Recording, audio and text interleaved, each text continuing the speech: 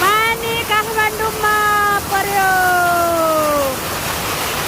Oh my God, असिना पानी बब्बाल पानी पर्यो, बब्बाल। आज 29 गते 2082 साल फागुन 29 गतेको दिन त हो। 4 दिन घाम हराएको अवस्था सँगसँगै यस्तो खतरा पानी परेछ बाबा।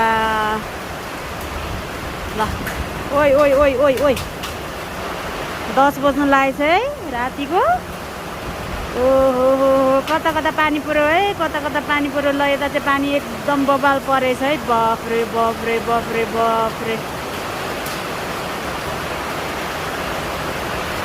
बिचरा काले कहाँ बस्यो होला बाहिर।